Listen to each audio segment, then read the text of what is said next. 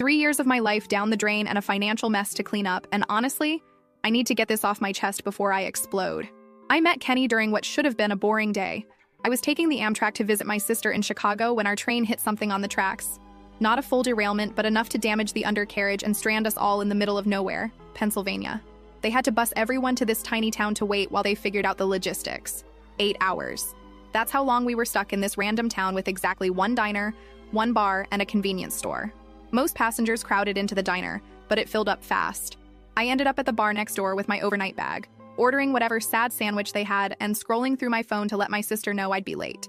Kenny was sitting 2 stools down, also with luggage. He made some joke about how the universe must really want us to appreciate small-town America. I laughed. He was cute, tall with this messy dark blonde hair and nice hands. I've always been a sucker for nice hands, IDKY. We got to talking, found out we were both heading to the same general area. He was interviewing for some position, said he was sick of the corporate grind and wanted to build something meaningful. I told him I worked in logistics, not glamorous, but stable. After a few hours of talking and a couple beers, we exchanged numbers. I didn't think much would come of it, TBH. But he texted the next day, and we met up for coffee when I got back from my sister's. That interview he was going to? He didn't get the job, but he had another one lined up, he said. And another after that. Always something big on the horizon. Always almost landing the perfect opportunity. I didn't mind at first. The job market sucks, and he was charming. 6 months in, his lease was ending.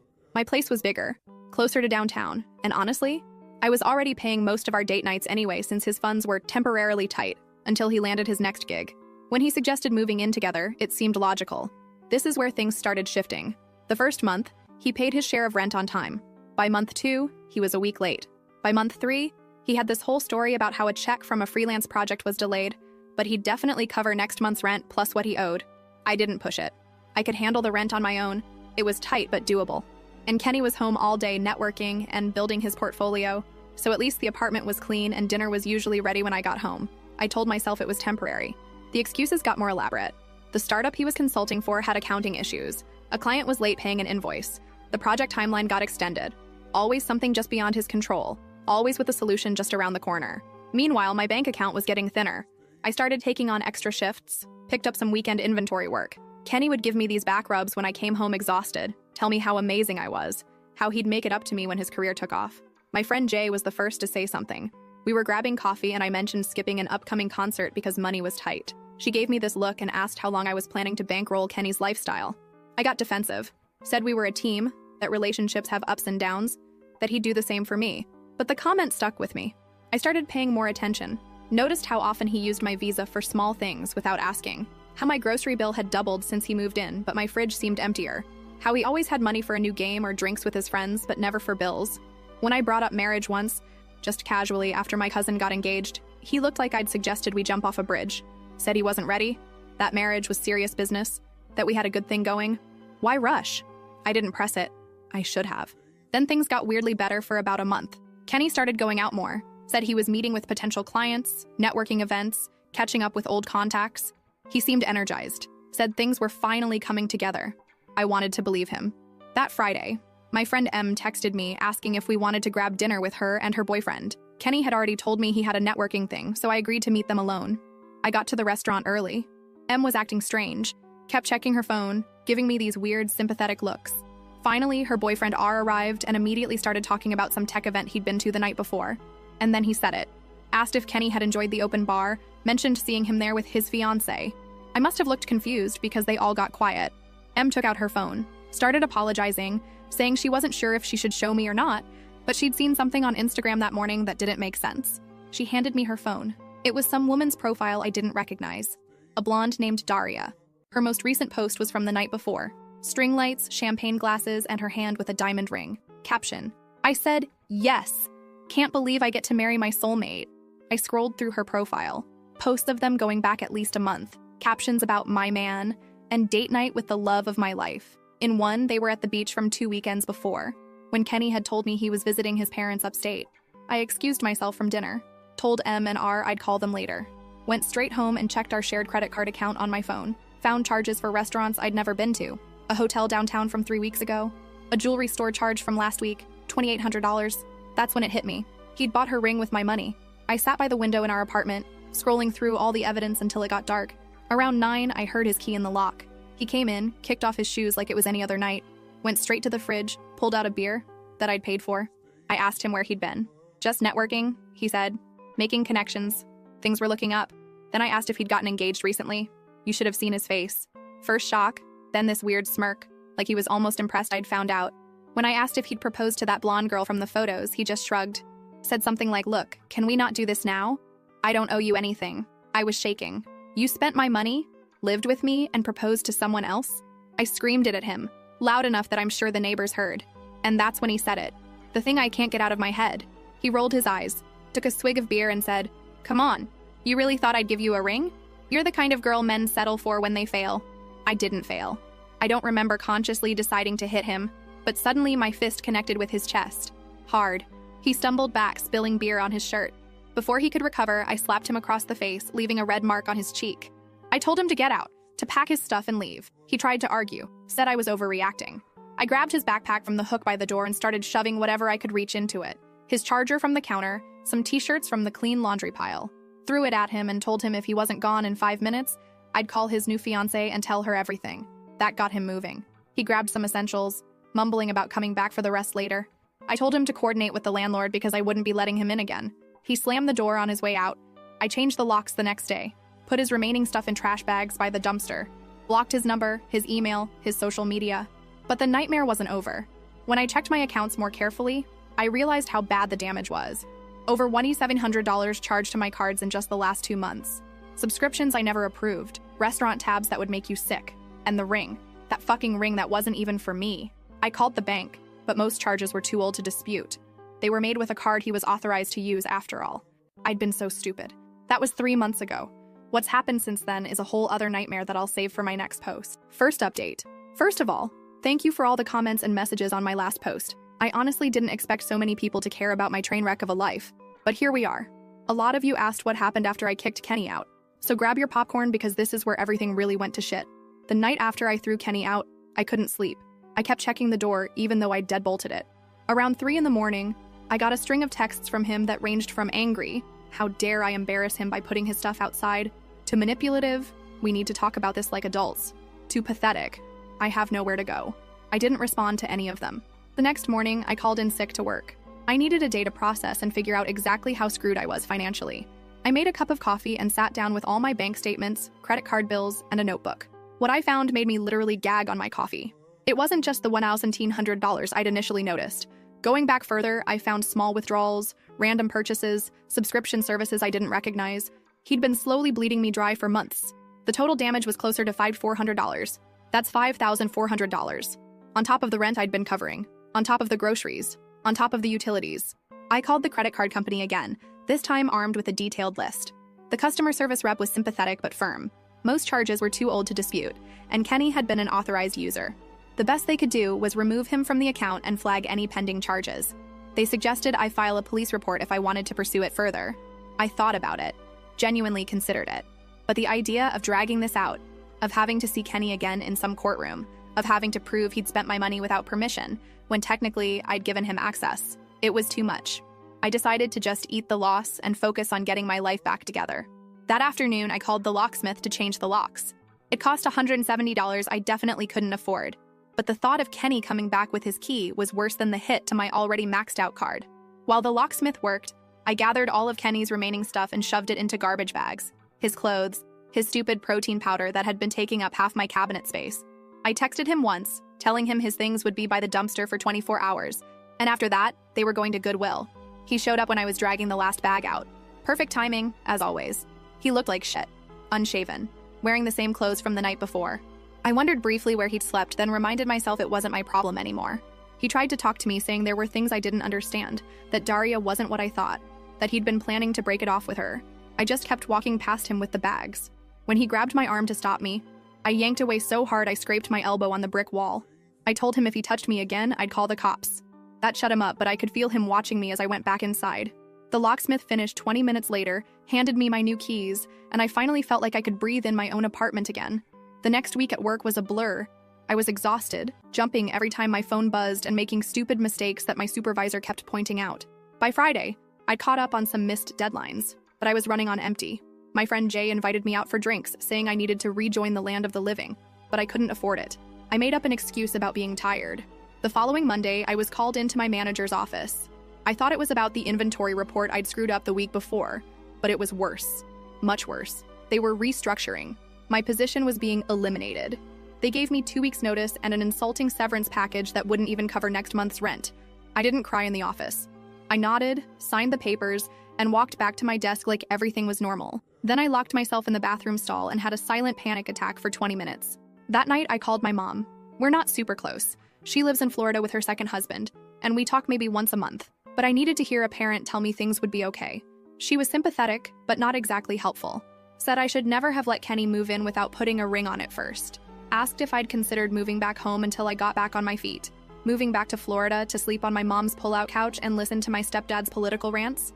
Hard pass. I spent my 2-week notice applying for every job I could find. Sent out 73 applications. Got 6 responses, all requesting second-round interviews that never materialized. The rejection email started filling my inbox by the day I cleaned out my desk. The first week of unemployment, I still had a routine. Wake up, apply for jobs, make a cheap lunch, apply for more jobs, go for a walk to save on heating, make dinner, watch something on YouTube, sleep, repeat. By week 2, my bank account was down to 3 digits. I canceled Netflix, started taking shorter showers, ate ramen and eggs for most meals. I called the electric company to work out a payment plan, called my landlord and promised the rent would be a few days late. He wasn't happy, but said he'd wait until the 15th before charging a late fee. The 15th came and went. I sold my nice watch on eBay, sold some clothes on Poshmark, listed my TV on Facebook Marketplace but got only lowball offers. Then my phone buzzed with a text from a number I didn't recognize. It was Kenny. He'd gotten a new phone or was using someone else's. Said he needed to talk to me, that Daria had found out about us and broken things off, that he was sorry and wanted to explain. I blocked that number too, but it rattled me. Not because I cared about his problems, but because it reminded me how spectacularly I'd failed at judging character. I'd let this man into my life, into my home, given him access to my finances, and he'd seen me as nothing more than a convenience. A backup plan. Someone to use. By the end of the month, I was desperate. My landlord had started leaving voicemail messages about the rent. My electricity had been shut off for 48 hours before I scraped together enough to pay the minimum to get it turned back on. I'd eaten nothing but plain rice for 3 days straight because it was all I had left. I finally swallowed my pride and applied for temporary assistance. The process was humiliating. Filling out forms detailing every aspect of my financial life, waiting for hours in an overcrowded government office, being told I made too much at my previous job to qualify for immediate help. They gave me a list of food banks instead. The next day, I went to one. Stood in line with my ID and proof of address, accepted a box of canned goods and nearly expired bread with a smile that felt like it might crack my face. Carried it home on the bus, feeling like everyone was staring at me even though nobody cared. That night, I got an email. It was from a small warehouse that needed temporary help during their busy season. The pay was less than half what I'd been making, but it was something. I replied immediately, had a phone interview the next morning, and started the following Monday. The work was physically brutal. 8 to 10 hours on my feet, lifting boxes, scanning inventory, working in either freezing cold or stifling heat depending on which section of the warehouse I was assigned to. My hands developed calluses, my back ached constantly, and I came home too tired to even think about applying for better jobs. But I made enough to pay part of the rent. Still not all of it. But my landlord agreed to another extension as long as I paid the late fees. Then one evening, I came home to find an eviction notice taped to my door. Apparently my partial payments weren't cutting it anymore. I had 30 days to pay in full or vacate the premises. I sat on my kitchen floor and just stared at the paper, too numb to even cry. That's when my neighbor knocked. She'd seen the notice and heard me come in, asked if I was okay. I wasn't, obviously, but I lied and said I was fine. She hesitated, then asked if I was looking for a roommate. Her cousin Rosalie needed a place to stay for a few months while she saved up for her own apartment. If we split the rent 3 ways, it might work out for everyone. I'd never spoken more than 10 words to this neighbor before, but in that moment, she might as well have been an angel. I said yes immediately. Rosalie moved in 2 days later. She was quiet, paid her share up front in cash, and didn't ask questions about why I sometimes ate nothing but rice for dinner. We weren't friends exactly, but we coexisted peacefully in the increasingly depressing apartment. With Rosalie's contribution, I managed to pay off enough of the back rent to stop the eviction process. I was still drowning in credit card debt, still working a job that paid barely above minimum wage, still eating like a college student during finals week. But I wasn't homeless, and that counted for something. Then one day, about 3 months after I'd kicked Kenny out, I was rushing to catch the bus to work when I collided with someone on the sidewalk. I stumbled back, mumbling an apology without looking up. Then I heard my name. It was Kenny, standing there like he'd been waiting for me. He was wearing a fast food uniform, the kind with the hideous polo shirt and visor. I tried to walk around him, but he stepped in my way. Said he'd been trying to reach me, that he needed to talk to me. that he'd made a huge mistake. I noticed his phone was an ancient model, not the latest iPhone he'd always had before. Karma's a bitch, I guess. I told him I was late for work and pushed past him. He called after me, saying he'd come back, that he'd make things right. I didn't look back, just ran for the bus and made it just as the doors were closing. That night, I couldn't sleep. Not because I missed him or wanted him back, but because I was afraid he'd figured out where I lived, that he'd show up again. I wedged a chair under my bedroom doorknob even though I knew it was paranoid. The next morning, there was a letter in my mailbox. No stamp, just my name scrawled across the front. I recognized Kenny's handwriting immediately. I didn't open it, just tore it up and dropped the pieces into different trash cans on my way to the bus stop. But I knew he wouldn't give up that easily. And I was right. Second update. Thank you for all the supportive comments. Reading them during my bus rides to work has been one of the few bright spots lately. Some of you have asked for more details about what happened after Kenny started showing up again. So here goes nothing. After I tore up Kenny's letter, I thought maybe he'd get the hint. He didn't. For the next 2 weeks, I'd spot him randomly, across the street from my apartment building, at the bus stop near work, once even at the laundromat where I'd started going because our building's machines were too expensive. He never approached me directly, just watched. Sometimes he'd wave or try to catch my eye. I'd pretend not to see him and walk faster. My temporary warehouse job turned into a nightmare pretty quickly. The managers kept extending shifts with zero notice, so I'd come in expecting to work 8 hours and end up staying for 12. My feet were constantly swollen, and I developed this sharp pain in my lower back that never really went away. But I couldn't afford to quit, so I just took whatever ibuprofen I could find in the apartment and kept going. Rosalie noticed. One night I came home and literally couldn't stand up straight. She was making some kind of soup and offered me a bowl. It was the first actual homemade food I'd had in weeks that wasn't plain rice or ramen. We sat at the kitchen table, and for the first time, we actually talked. Turns out Rosalie had her own Kenny story. Different name, same bullshit. It was weirdly comforting, knowing I wasn't the only idiot who'd trusted the wrong person. We started having dinner together when our schedules aligned. Just whatever we could cobble together from our sad pantry and the discount section at the grocery store. But it helped. Then one morning in late November, I woke up feeling like someone had hit me with a truck. My throat was on fire, my head was pounding, and I could barely get out of bed. I called work, croaking through an explanation. My supervisor sighed heavily and reminded me that temp workers don't get sick days. If I didn't come in, I might not have a position when I felt better. I dragged myself to the bathroom, took my temperature with an ancient thermometer I found in the medicine cabinet, 103.5. That couldn't be right. I shook the thermometer and tried again, 103.8. I should have gone to urgent care. I know that now. But urgent care costs money, and I had exactly $27 in my checking account to last until payday. So I took more ibuprofen, bundled up in every layer I owned, and somehow made it to the bus. I don't remember much about that day. I scanned boxes. I drank water from the fountain. I hid in the bathroom when the dizziness got too bad. Somehow I made it to the end of my shift. I remember waiting for the bus home, shivering violently even though I was sweating through my clothes. Next thing I knew, I was on the ground. Someone was shaking me, asking if I was okay. It was a teenage girl looking absolutely terrified. I'd apparently passed out at the bus stop. She helped me sit up, asked if she should call someone. I said no, I was fine, just tired. I wasn't fine, at all. I made it onto the bus somehow. Made it back to the apartment building. Made it up the 3 flights of stairs by basically crawling. And then I collapsed on the living room floor, still in my coat and boots. That's where Rosalie found me when she got home from her evening shift. She later told me she thought I was dead at first. I was so pale and barely breathing. She managed to get me into bed, forced me to drink water, and put cold washcloths on my forehead all night. By morning, my fever had broken, but I felt like I'd been run over. Twice. Rosalie had already called my work, telling them I had pneumonia and wouldn't be in for at least 3 days. I tried to protest. We both knew I'd probably lose my job, but she shut me down immediately. Said no job was worth dying for, especially one that paid so little. She was right, but being right doesn't pay rent. I spent the next 2 days in bed, drifting in and out of sleep, worrying about money every time I was conscious enough to worry about anything. On the 3rd day, my phone rang. It was the warehouse. I expected to be fired, but instead, the HR person was calling to check on my pneumonia and let me know about their short-term disability policy. Apparently, Rosalie had not only called in sick for me, but had also marched down to the warehouse in person, demanding to speak to someone about employee benefits. She'd raised enough hell that they'd actually looked into their own policies and found that even temp workers qualified for some basic protections. I got 5 paid sick days. 5. Not enough to fully recover, but enough to avoid ending up back on the floor of a bus stop. When Rosalie got home that evening, I cried. Actually cried. It was the first time anyone had fought for me in, I don't even know how long. When I went back to work, things were different. My supervisor kept giving me the side eye, probably waiting for me to collapse again. But my co-workers, people I'd barely spoken to before, kept checking on me, making sure I took breaks, offering to help with the heavier loads. Word had gotten around about the girl whose roommate raised hell with HR. Meanwhile, the Kenny situation took a new turn. The random sightings stopped, but the texts increased. He'd somehow gotten a new number again, or was borrowing phones, and would send these long, rambling messages about how much he missed me, how Daria had ruined his life, how he'd been thinking about where it all went wrong. I blocked each new number as it came, but it was exhausting. Jay suggested I change my number entirely, but that meant paying a fee I couldn't afford. So I just kept blocking and ignoring. December rolled around, bringing even more financial stress.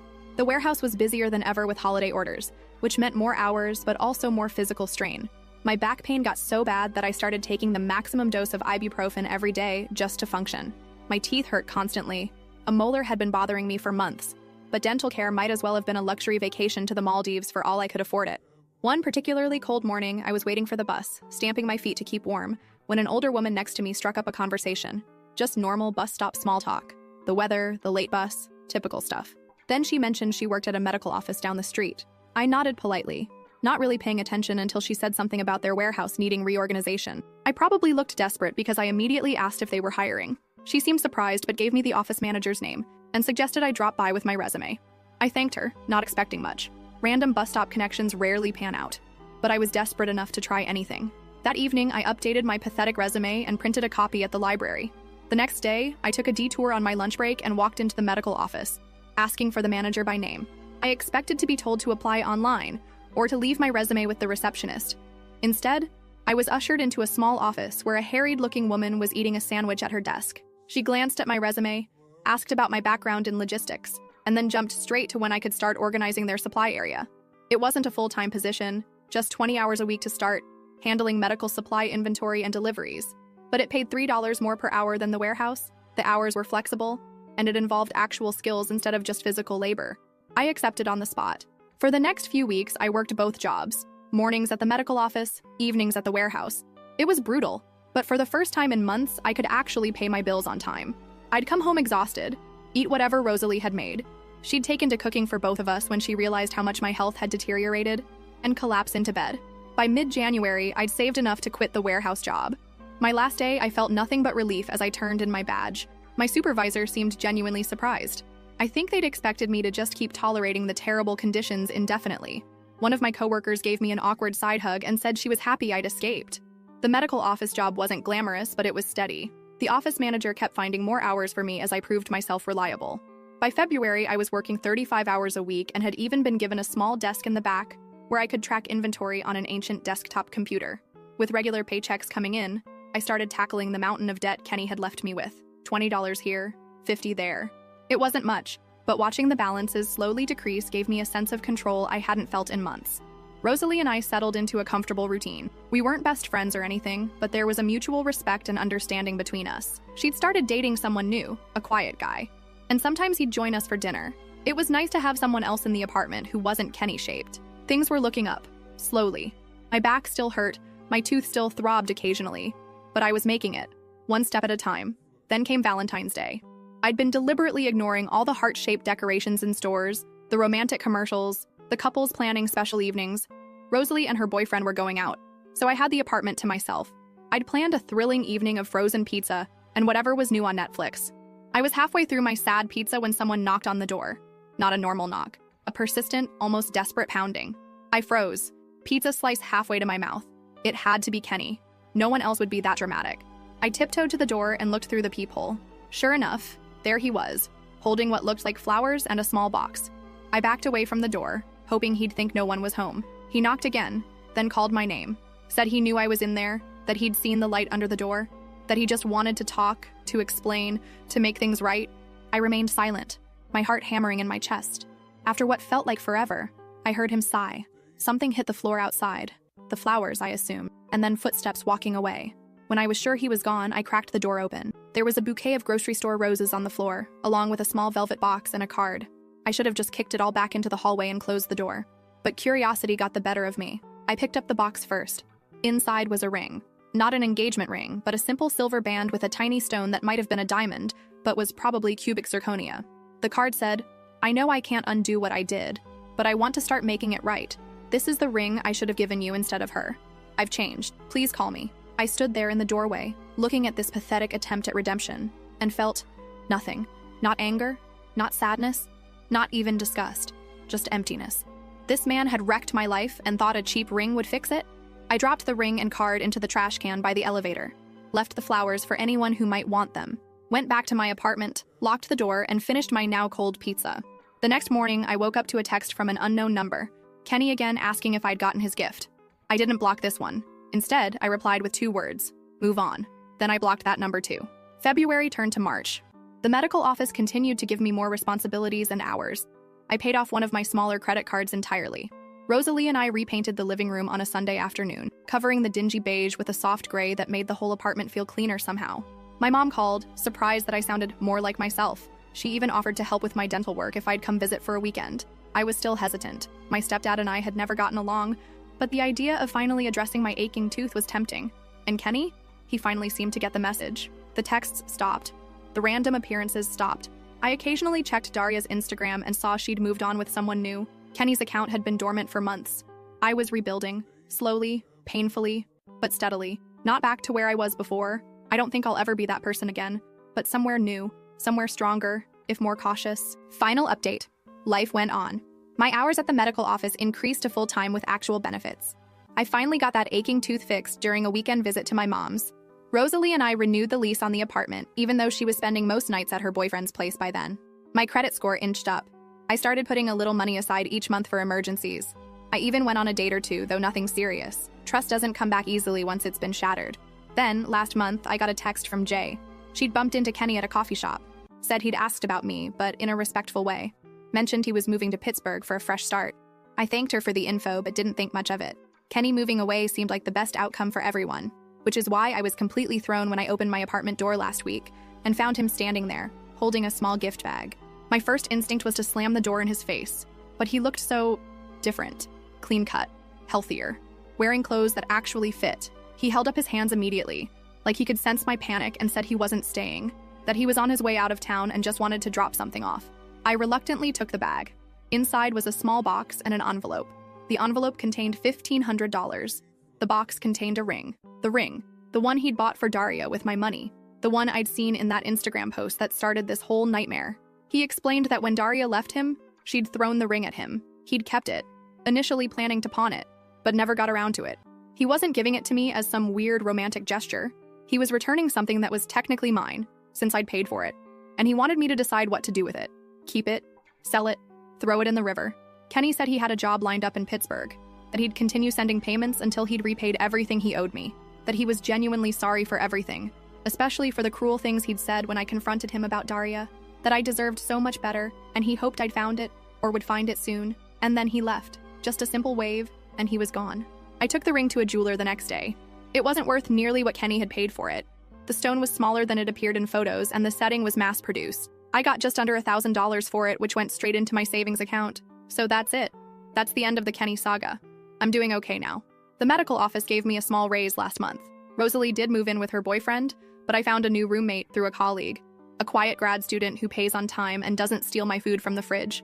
My back still acts up sometimes on rainy days, a souvenir from my warehouse days. My credit score is still recovering. I still occasionally catch myself checking the locks twice before bed, but I'm building something new, something stable. I don't know if Kenny will actually stick with his new path. People can change, but it's rare and usually happens in small, incremental ways rather than dramatic transformations. Maybe he'll follow through on repaying me, maybe he won't. I've learned not to build my plans around other people's promises. Thank you all for the support through this mess. Your comments helped more than you know on days when I felt completely alone. I probably won't update again. This chapter is finally closed, but I'm grateful for the virtual shoulders to lean on when I needed them most.